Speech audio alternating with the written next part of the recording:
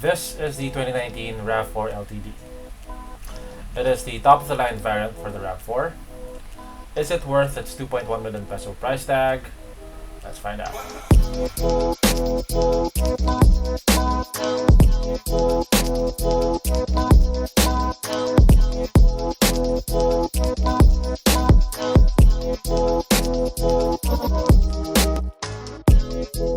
I remember the first two-door RAV4 was released back in the 90s. It looked very cute and very curvy. There's nothing that looks remotely cute and curvy about the new RAV4. If I were to use one adjective to describe it, I would use polygonal. There's nothing fluid about the design. It looks like it was designed with a straight edge of a ruler. The RAV4 doesn't have curves. It has straight lines and jagged angles.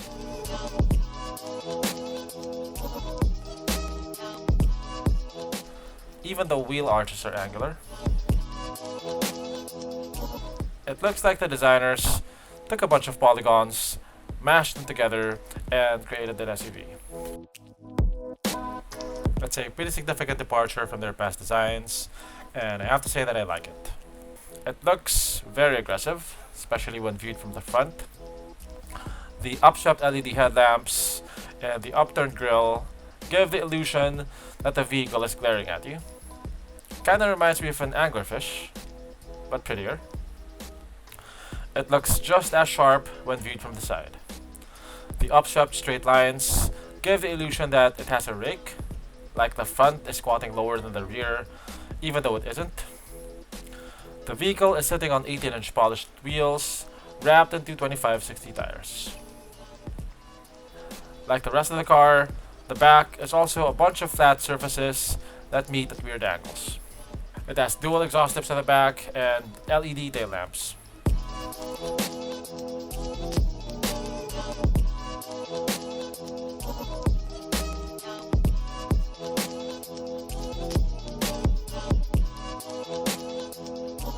The interior of the RAV4 feels pretty upmarket, as it should, given its 2.18 million peso price tag. Most of the surfaces within your reach are covered in soft touch materials.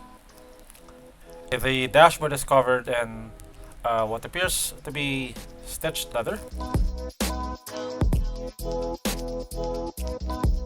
Also, the door sidings are covered in the same material.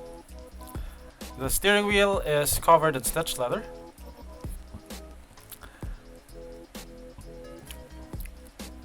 And the seats are very comfortable.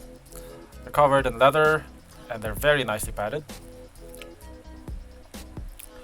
The armrest is nicely padded. It has decent storage space underneath the armrest. Also, there are these open pockets which are lined with a rubbery, high grip material, so your stuff won't slide around while you're driving. Aside from the nice materials, it also has nifty features to make your life a little easier or to impress your friends with. It has wireless charging for your phone. You just put your phone on the dock and it'll charge itself without having to plug in any cables. The vehicle also has a panoramic sunroof. It has dual zone climate control. It has a power adjustable driver's seat. The passenger seat is manually adjustable though. It has a telescoping steering wheel, but the adjustment is also manual. Perhaps my biggest disappointment in the interior is the infotainment display. I'm generally not a fan of floating LCD displays, but the RAV4's display looks particularly out of place in the interior. It's as if no thought was given to its shape. It's just a rectangle slapped on top of the dashboard. The head unit itself looks aftermarket. Also, the bezel to screen ratio is not very ideal. There's too much bezel around the screen, and it's also a pretty thick unit. While most floating LCDs look like iPads, this one kinda looks like an old school CRT TV.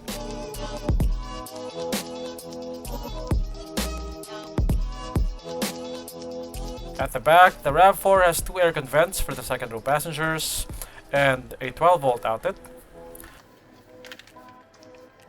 The room and headroom are very good.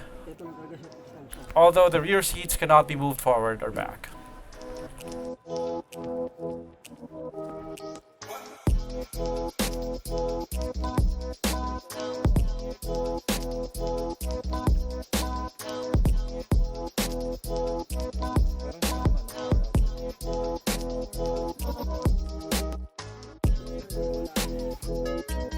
There's only one engine option for the RAV4. It's a 2.5-liter gasoline engine, which produces 203 horsepower and 243 Newton meters of torque. I'm sure a lot of local buyers will be disappointed that there is no diesel option for the RAV4, unlike the CRV, which is offered with a 1.6 diesel. The RAV4's engine is coupled to an 8-speed auto. Another disappointment is that all the variants sold locally are all two-wheel drive, and all the power goes to the front wheels. There will be no all-wheel drive variants sold locally. The RAV4 has 4-wheel independent suspension, and it also has 4-wheel disc brakes.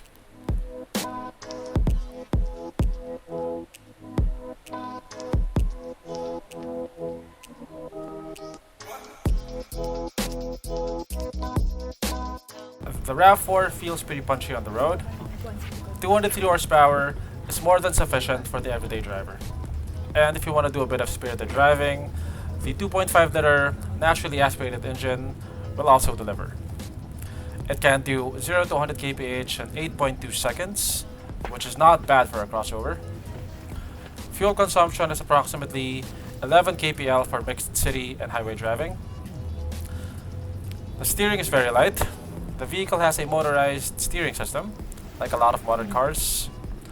Ride quality is also pretty good.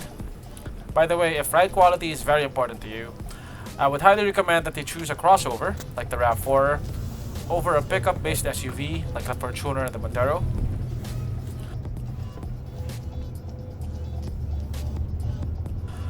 Compared to the US spec version, the local version seems to be stripped of a lot of electronic gizmos and driving aids.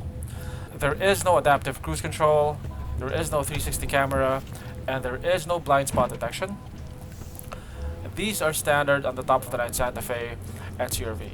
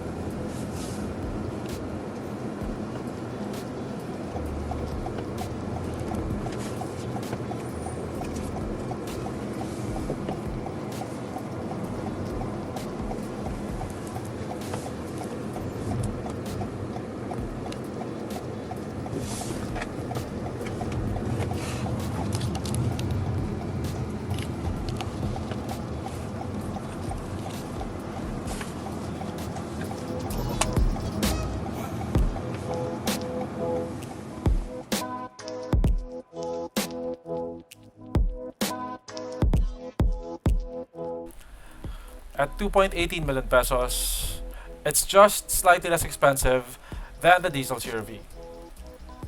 Aside from being more fuel efficient, the CRV also has third row seats.